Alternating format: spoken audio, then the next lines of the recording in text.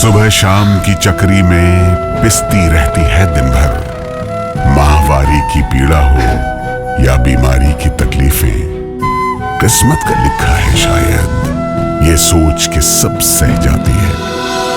मुख्यमंत्री भगवंत सिंह मान महिलाओं की इस पीड़ा को समझते हैं, इसलिए पंजाब के हर जिले में आयोजित हो रहा है महिलाओं के लिए फ्री हेल्थ कैंप, जहां उन्हें मिलेगा बेहतरीन परामर्श और इलाज, ताकि महिलाएं रहें पूर्ण रूप से स्वस्थ।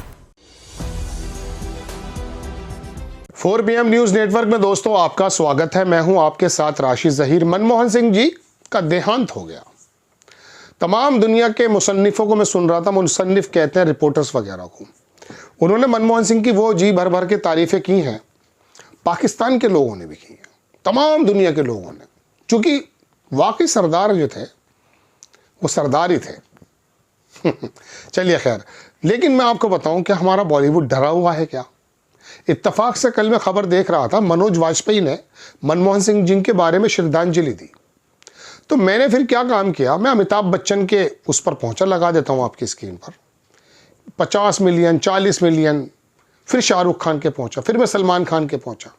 किसी ने भी, कल तक की बात बता रहा हूं, गुजरे हुए 24 घंटे 36 घंटे हो गए, किसी ने भी पूर्व प्रधानमंत्री मनमोहन सिंह जी को श्रद्धांजलि नहीं दी। डर गए, क्या हुआ? उनकी तमाम चीजें देख रहा था, किसी ने नहीं दी। अनुपम खेर ने दी और नसीरुद्दीन शाह ने तो बड़ा शानदार शेर पढ़ा, वो मैं देखता हूँ क्या है। तो दोस्तों बात यह है कि क्या मोदी जी ने तमाम देश के लोगों को डरा दिया है? उनके मन में तो तारीफें हैं। भारतीय जनता पार्टी के बहुत सारे नेताओं ने भी दबे शब्दों में मनमोहन सिंह जी की तारीफ भी की, कुछ ने खुलकर भी की है। बुराई कैसे कर सकते हैं? जिस व्यक्ति ने सन 91 में दुनिया की मार्केट के दरवाजे खोल दिए थे, अर्थव्यवस्था को बदल करके रख दिया था, बिना अपनी खामोशी से तमाम दुनिया के शोरों को दबा कर रख दिया था, उसके बारे में देखिए, मौत और जीवन तो एक आदमी का चक्र है, सभी को जाना है। लेकिन बात यह है कि ये बॉलीवुड के जो अदाकार हैं, ये नचनी हैं, जो मिनट मिनट में नाचने लगते हैं किसी के भी इशारों पर, इतना ज़मीर तो मरा हुआ नहीं था पहले। एक ज़माने में आपको मालूम है, दिलीप कुमार, पुराने लोग, पुरानी वीडियो पड़ी है, यूट्यूब पे जाके देख सकते हैं, ये कांग्रेस की सरकार के खिलाफ सड़कों पर उतर आए थे, बल्कि कुछ पार्टी भी बना ली थी कि अब हम लोग आएंगे। हालांकि वो फेल हो गया था, क्योंकि आप और हम जो हैं, वोटर जो हैं ना, वो अजीबोगरीब मिजाज के हैं। जो चेंज लेकर आना चाहता उसको हम जल्दी, वो कांग्रेस के खिलाफ चेंज लाने की कोशिश की थी इन लोगों ने। खैर, तो ये आज के अक्षय कुमार, ये जो पूछ रहे थे हम वगैरह, किसी ने कहा ही नहीं। मैंने तीनों के फोटो आपके पास लगाया, शाहरुख खान, सलमान खान, अमिताभ बच्चन, अक्षय कुमार का भी, वो तो खैर मतलब ही नहीं है। फिर मैं रजनीकांत के उस पर पहुँचा, रजनीकांत ने भी, मैं सोचा हो सकता तमिलनाडु में थोड़ा सा भाजपा का मामला कम है, मेरे मुंह से प्रकोप निकल रहा था, मैं माफ़ी चाहूँगा। तो उन्होंने भी नहीं किया। क्यों? ऐसी क्या वजह हो गई? कौन सा डर बैठा दिया गया है? अब तो भारतीय जनता पार्टी के कुछ नेताओं ने भी तारीफ़ें की हैं। सरदार तो चले गए, हम ये भी नहीं कह रहे कि उनके अंदर कुछ खामियां नहीं होंगी, लेकिन ये मौका कोई खामी का थोड़ी है। मैं चैनल देख रहा था, किसी दक्षिण मीडिया पंथी का था, वो विनोद दुआ की कटिंग निकाल करके लाया और बोला कि जो गुजर जाते हैं उसे हम महापुरुष बना देते हैं। तो अटल बिहारी वाजपेयी के संबंध में विनोद दुआ जी ने कही होगी ये बात। लेकिन मैं कहना ये चाहता हूँ कि ठीक है, मौत के समय तो कुछ बुराइयाँ नहीं होनी चाहिए, लेकिन उनका तो पूरा का पूरा एक रजिस्टर भरा हुआ है भाई। आसियान देशों में जब उनको सम्मानित किया गया तो दुनिया के सबसे काबिल पढ़े लिखे व्यक्तियों में, प्रधानमंत्री में शुमार हुआ उनका। तो ऐसे समय में बॉलीवुड चुप है। तो मैं आपको कुछ और ही बताना चाहता था। ये तो है हमारा बॉलीवुड, क्या ये डरा हुआ है? ये मिनटों सेकंडों में इशारों पर तो नाच लेता है। अब क्या हो गया इसको? क्या बात हो गई? चलिए खैर, मैं ये चीज़ नहीं दिखाऊंगा आपको, बस ये तो मैंने आपको बता दिया कि क्या बॉलीवुड डरा हुआ है। लेकिन मैं आपको उनके बारे में जो दैनिक भास्कर ने छापा है, वो खबर कुछ 1-1.5 मिनट में पढ़कर बताता हूँ, और एक सवाल उसके बाद में आपसे करूँगा। बड़ा लंबा उनका वो है। उन्होंने, दैनिक भास्कर ने मनमोहन के काम की लंबी फहरिस्त छापी है। इसे पढ़ें और तुलना उस महामानव से करें जिसे झूठ, दगाबाजी और पाखंड संस्कार में मिले हैं। एक पत्रकार ने लिखा है ये। नीचे क्या क्या लिखा उन्होंने कि FDI निवेश 2 बिलियन से 36 बिलियन प्रति वर्ष तक बढ़ा। मनमोहन सिंह के 10 साल के रिजीम में भारत की अर्थव्यवस्था 3 गुना बढ़ी।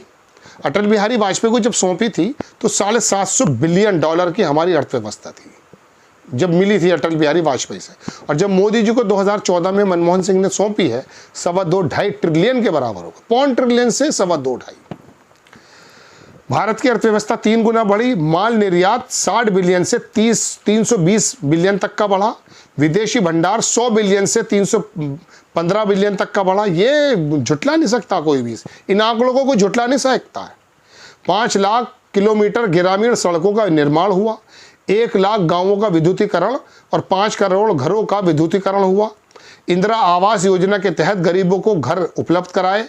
कई अंतर्राष्ट्रीय हवाई अड्डे का निर्माण, मैंने खबर बनाई कि कितने बनाए, तो मोदी सरकार ने तमाम वो जगह भी गिन ली एयरपोर्ट्स में जो सिर्फ सामान उतारने के थे, अभी चालू भी नहीं है, जो ऑपरेटिव भी नहीं है, ऑपरेट भी नहीं, वो भी बता दिए कि हमने इतने 75 की जगह 150 एयरपोर्ट कर दिए थे। ठीक है जनाब। आधार कार्ड की शुरुआत की, इसका भी विरोध हुआ था। NEFT IMPS जो करते हैं ना वो बैंकों से, DBT डिजिटल प्रणालियों का कार्यान्वयन हुआ। अब कहते हैं ये तो हमने डिजिटल तो मोदी जी ने कर दिया है। सूचना का अधिकार, अरे फूड प्रोडक्शन भाई, सूचना का अधिकार तो था ही। फूड प्रोडक्शन जो आप कहते हैं ना फ्री मिल रहा है, ये कब आया है पूछ लीजिएगा। सूचना का अधिकार, RTI और शिक्षा का अधिकार लागू किए। मनरेगा का कार्यान्वयन करके करोड़ों लोगों को रोजगार दिया। ये मनरेगा जिसे गड्ढा खोदने वाली स्कीम प्रधानमंत्री मोदी ने बताई थी। और फिर कोरोना के अंदर 60,000 करोड़ से 90,000 करोड़ रुपए इसका वो कर दिया था बजट, क्योंकि इसी ने लोगों को कम से कम साल के अंदर 100 दिन का रोजगार मुतय्यन किया था। भारत का पहला मंगल मिशन सफलतापूर्वक लॉन्च किया गया। चंद्रयान-1 मिशन के माध्यम से भारत ने अंतरिक्ष में नई ऊंचाइयों को छुआ। परमाणु ऊर्जा के क्षेत्र में नई पहल की गई। मोबाइल नेटवर्क और ब्रॉडबैंड सेवाओं को अभूतपूर्व वृद्धि हुई। RGGLVY योजना के तहत गरीबों को मुफ्त LPG सिलेंडर उपलब्ध कराए गए। इनमें से एक भी काम, ये चलिए इसको छोड़ दीजिए, ये जो मैं सिर्फ काम गिनाने आया हूँ, मैं यहाँ पे प्रधानमंत्री मोदी जी के बारे में कोई शब्द नहीं कहूँ। दोस्तों बात यह है, इस आदमी ने तो ढिंढोरे नहीं पीटे। यहाँ ज़रा सी रोड का एक सड़क का हिस्सा बन जाता 150 किलोमीटर का, आ जाते हैं उसमें हाथ हिलाते हुए महामानव, है ना, यही तो होता है। इस आदमी ने नहीं पीटी, ये अपनी बगलें नहीं बजाता था ये शख्स। अब आप सोचते होंगे काम तो होने थे, बिल्कुल होने थे। मनमोहन सिंह ना भी होते तब भी होते, लेकिन देर में होते। लेकिन मैं कहना ये चाहता हूं कि इस आदमी ने अगर ये काम किए हैं, जैसे कि दैनिक भास्कर ने छापा, इस पत्रकार ने तो पूरी लिस्ट बनाई है। इस आदमी को कब आपने मन की बात के अंदर बात करते हुए अपनी जो है वो करते हुए देखा है कि मैंने ये काम कर दिखाया? चुपचाप शांति से काम हो रहा था। और हमारी अर्थव्यवस्था 10 बरस बाद क्या ऐसी थी? मैं GDP की बात कर रहा हूँ, जैसी मनमोहन के समय चली गई थी, लगातार 8 पर चली थी, 7.5, 8, 10 तक छुई, और अब कहाँ पड़े हैं? चलिए, आपको अगर खबर अच्छी लगती है बराए करम चैनल को सब्सक्राइब करें, शेयर करें। नेक्स्ट टाइम मैं किसी खबर के साथ हाजिर होता हूँ। जय हिंद।